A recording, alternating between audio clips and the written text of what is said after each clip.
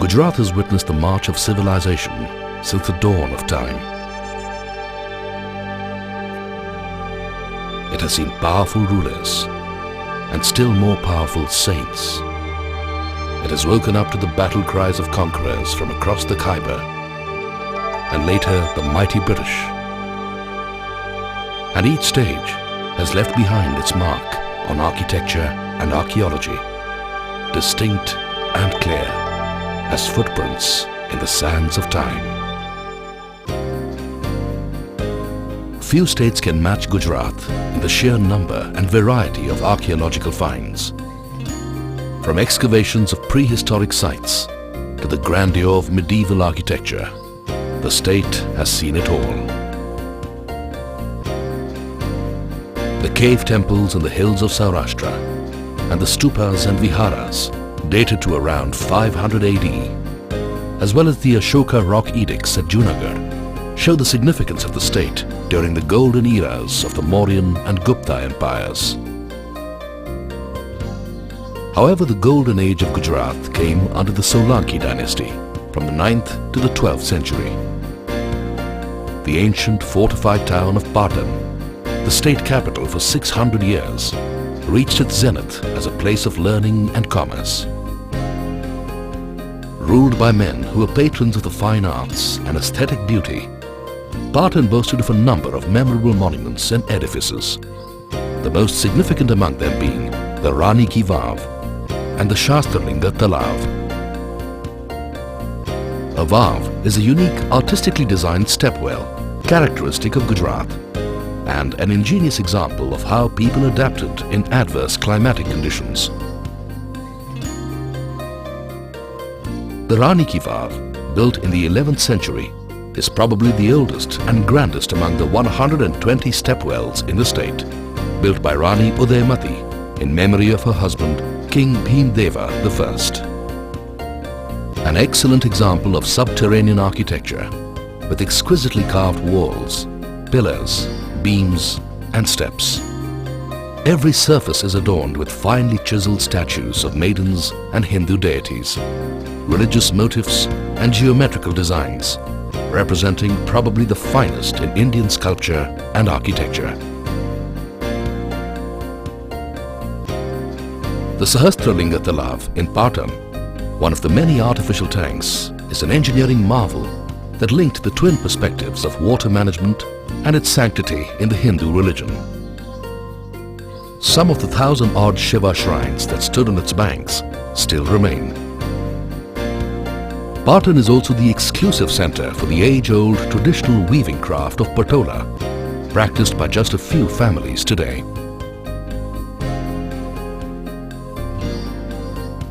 Probably among the most magnificent of all archaeological monuments in Gujarat is the Sun Temple at Modhera, built in 1026 AD by Bhimdeva. On the morning of the equinox, the sun's rays illuminate the deity in the innermost sanctum sanctorum. The temple stands high on a plinth overlooking a deep stone-step tank amidst 108 shrines. 52 carved pillars depict tales from the Ramayana and Mahabharata. Every inch of the edifice is magnificently carved with gods and goddesses, birds, beasts and flowers. A few hours from Patan lies Vadnagar, a showcase of the history of 1,000 years. Famous for its stepwells, temples, heritage houses and torans or decorative gateways. One of the ancient towns of Gujarat, Vadnagar finds mention in the travels of the Chinese scholar Hyun Sang and other English historians. The toran or decorative gateway is the finest serving example of its type, with its carved column supports, wide stone beam and detailed sculptures. Ahmedabad, Gujarat's industrial and commercial capital, once Western India's most important royal capital, with its splendid palaces, imposing mosques, tombs and exquisite stepwells. Ahmedabad's long and prosperous historical past has bequeathed it a rich architectural legacy.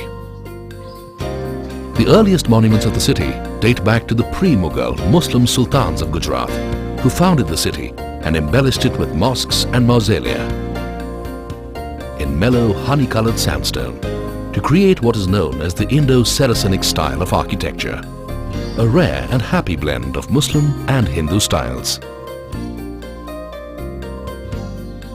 Gujarat, with its ancient traditions of temple architecture and fine sculptures, provided the Islamic rulers with artists who had generations of experience.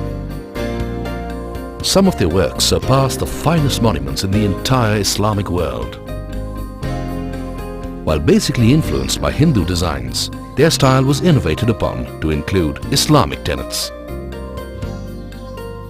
Delicate filigree-like ornamentation is to be found in various examples of torans, stepwells, minarets, domes, arches and balconies. The mosque and tomb of Rani Sipri, once described as the most exquisite gem in Ahmedabad, was built in 1514.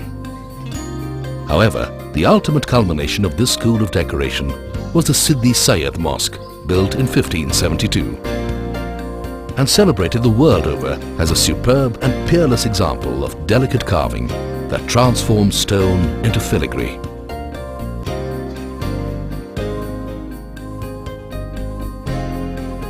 Ten semicircular window screens, along with slabs of stone intricately carved to resemble a piece of lace, make it one of a kind. The valves or stepwells served several functions, the main ones being to provide water, besides a resting place for travelers. They were also built as acts of piety and used as meeting places. Adalat stepwell, built in 1499. The well has 4 pavilion constructions and is 5 stories deep. Richly carved, it has every pillar and wall surface covered with leaves and flowers, birds and fishes, and friezes of ornamental designs. The Sarkhej Rosa. About 8 kilometers from the city lies one of the most elegant 15th century architectural complexes of Ahmedabad. Grouped around a great step tank are the tomb of the great saint, Ahmad Khatuganj Baksh, the mosque, which was once called the perfection of elegant simplicity, and the tombs of Mahmud Shah Begada and his queen, besides the palace and the pavilions. The buildings are remarkable for the complete absence of arches and the use of pierced stone trellises throughout. Rani Sipri's Mosque, a small exquisite mosque built in 1514 by a queen of Mahmud Shah Begada. The queen herself lies buried here. The shaking minarets. The amazing feature of these is that when one minaret is shaken, the other one vibrates too.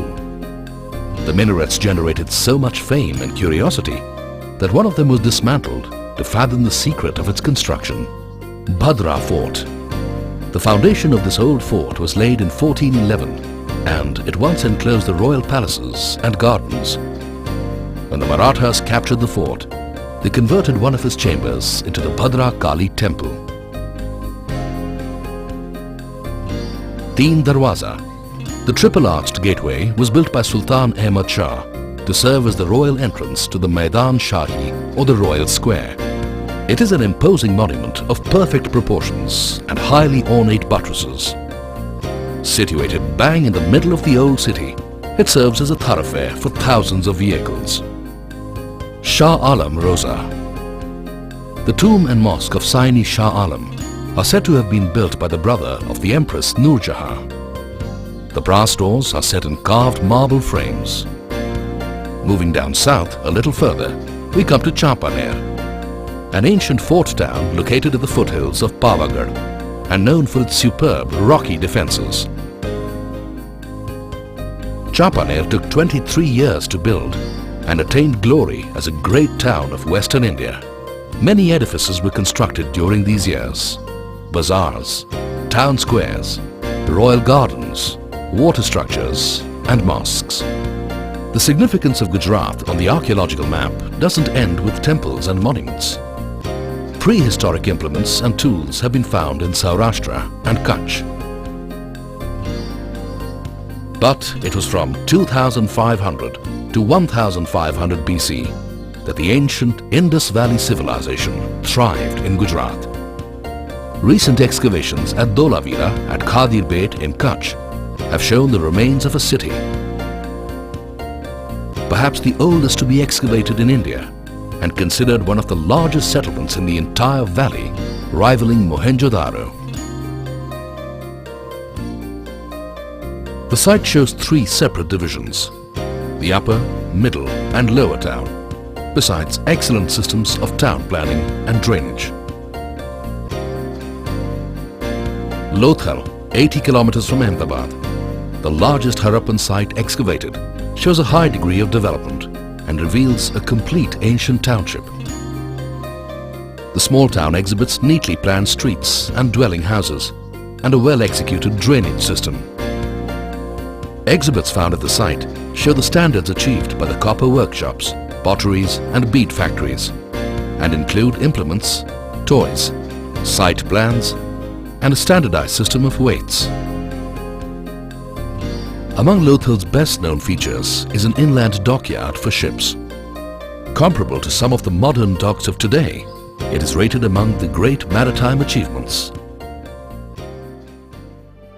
Preserved in these numerous monuments of breathtaking beauty and diverse styles are the labors of love of the men and women who designed and built them.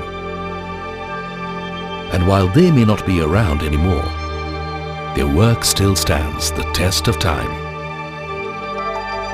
bearing mute testimony to the glory of their craftsmanship and the greatness of an era that was.